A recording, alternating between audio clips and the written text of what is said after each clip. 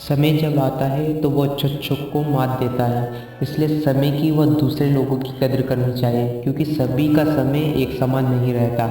एक सुप्रसिद्ध राजा थे। उनके 3 बेटे थे। तीनों राजकुमार में बराबर बुद्धि थी।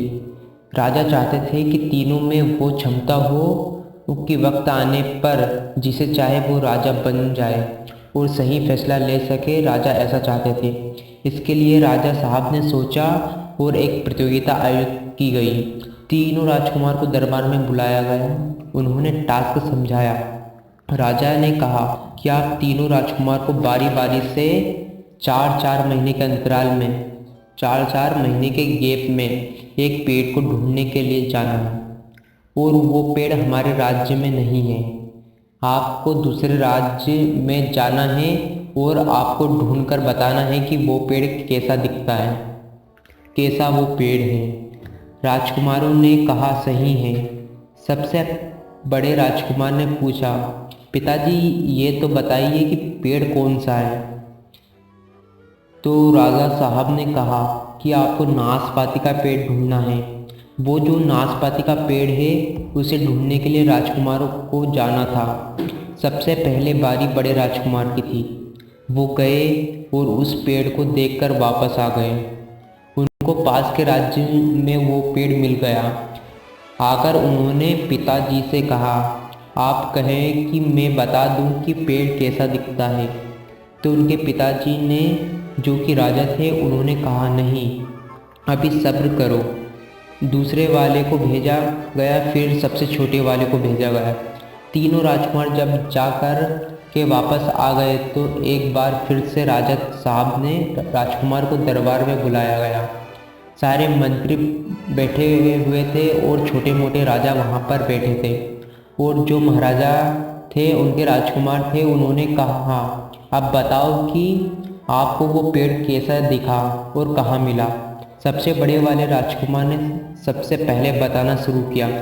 बड़े राजकुमार ने कहा कि पिताजी, हमारे राज्य के पास के राज्य में मुझे पेड़ मिला।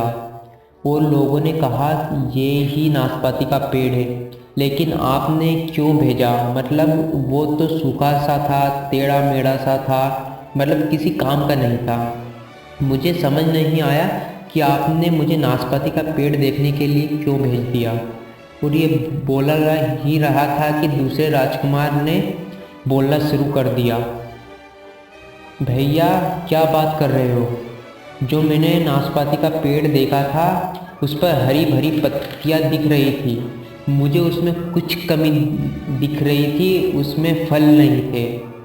पर इतने में ही जो सबसे छोटा वाला राजकुमार था, तीसरे नंबर वाले बेटे ने कहा, पिताजी ये दोनों भाई क्या बात कर रहे हैं? मैंने जो पेड़ देखा है वो नाशपाती का पेड़ है। मैंने आसपास के गांव वालों किसानों से पूछा है और उनसे बहुत सारे फल लगे हुए थे। वो फलों से लदा हुआ था। जब तीनों ने ये बात बोली, तीनों की बात एक दूसरे की बात को काट रही थी। तीनों एक दूसरे से झगड़ने लगे थे। दरबार में जितने मंत्री व छोटे मोटे राजा थे, वो सब देख रहे थे कि ये महाराजा क्या करवा रहे हैं। अपने तीनों बेटों को आपस में लड़वा रहे हैं। तभी राजा अपने सिंहासन से खड़े हुए और बोले, आप तीनों राजकुमार को झगड़ने की ज़रूरत नहीं है। आप तीनों ने बिल्कुल सही पेड़ को देखा है, क्योंकि आप सभी 4-4 महीने के अंतराल, इसलिए आप तीनों ने एक ही पेड़ को अलग अलग अवतार में देखा है। आपको बहस करने की ज़रूरत नहीं है। तीनों ही राजकुमार चुप हो गए। राजा ने फिर कहा, मैं आपको 3 बातें सिखाना चाहता था, इसलिए मैंने तुमको नाशपाती के पेड़ को ढूंढने के लिए आसपास के राज्यों में भेज दिया था। राजकुमारों ने पूछा, पिताजी क्या समझाना चाहते थे?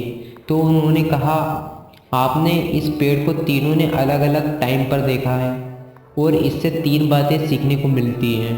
पहली बात, किसी भी चीज़ पर फैसला तब तक नहीं ना लें जब तक कि आप आखिरी फैसले तक उसे ना जान लें। चाहे वो इंसान हो, आपका दोस्त हो, या फिर कोई फैमिली मेम्बर्स, या कोई सिचुएशन हो, जब तक आपको पूरी जानकारी ना हो तब तक अपना कोई डिसीजन ना लें। दूसरी चीज़, ये छोटी सी कहानी हमें सिखाती है जो राजा ने अपने राजकुमार को बताया था कि ज़िंदगी में कभी भी किसी को भी जज ना करें। हो सकता है कि वो वक्त उसके लिए ख़राब चल रहा हो। बड़े वाले राजकुमार ने सोचा था कि वो पेड़ तो एक सूखा पेड़ था।